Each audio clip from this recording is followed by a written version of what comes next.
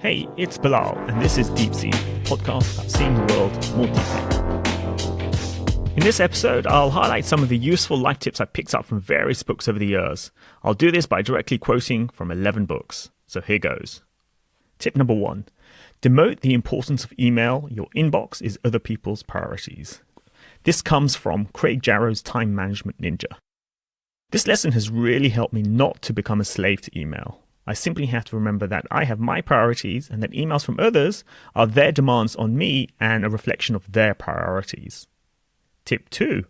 To make networking successful, follow-up is everything. This comes from Jayson Gaignard of MastemindTalks. I find the word and concept of networking very shallow and somewhat creepy. Nevertheless, it is important. Here, Jayson is telling us that if you don't follow up with people, they'll likely forget you and you've lost a potential colleague. Tip 3. Scaling requires grinding it out and pressing each person, team, group, division, or organization to make one small change after another. This comes from Sutton's Scaling Up Excellence. This puts scaling into context. Too often we think of scaling as something that happens almost instantly and magically and spreads virally. It doesn't. It takes hard work. Tip 4. Any fool can criticize, condemn, and complain. And most fools do. Dale Carnegie, How to Win Friends and Influence People. This is fairly self-explanatory. It's easy to see faults and be negative about others. So just don't. Tip 5. Unless you give at least 45 minutes to careful, fatiguing reflection, it's an awful bore at first. Upon what you're reading, your 90 minutes a night of reading are chiefly wasted. This comes from Arnold Bennett's How to Live on 24 Hours a Day. Now, this book was written in 1910, so reading 90 minutes a night was more of a thing back then, but even if you don't read that much, the lesson here is to make sure to reflect and even take notes on what you've read. Otherwise, you'll forget and lose that wisdom. Tip 6. Acid test for creativity is simply stated, has the domain in which you operate been significantly altered by your contribution? This comes from Howard Gardner's 5 Minds for the Future. This puts creativity into context. True creativity alters a field. Tip 7. Keeping things just in case indicates a lack of trust in the future. Good things cannot easily come into your life if you block the flow of energy by persistently clinging to outdated clutter. This comes from Karen Kingston's Clear Your Clutter with Feng Shui. This book was on decluttering along the lines of Marie Kondo.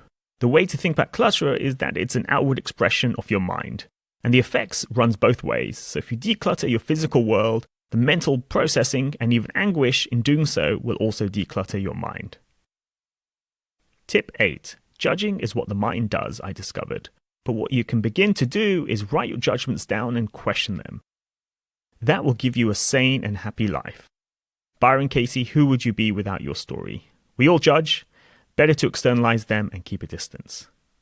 Tip 9. Great presenters have the ability to tell you something you already know in a way that gives it a new and more powerful meaning. This is from John Steele's Perfect Pitch. When I read this, it made me feel less pressure to always come up with new ideas. Sometimes the impact is in expressing an old idea in new ways.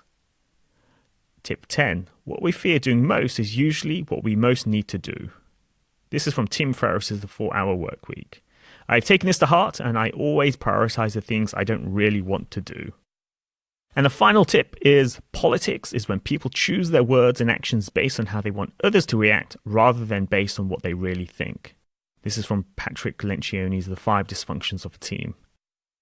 Patrick is talking about office politics here, and the wisdom behind this is that there is a lack of authenticity when you get dragged into office politics. In the end, expressing your true thoughts will help you avoid lowering yourself into this dynamic. So, I hope you found these useful.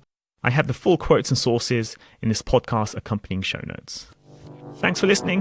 Please tell a friend about the podcast. Leave a rating on iTunes, Stitcher, Overcast, Spotify, or wherever you go for your podcasts. You can follow me on Twitter. My handle is @BilalHafiz123, Facebook, LinkedIn, or on my blog, bilalhafiz.com. I'll be back soon, so tune in then.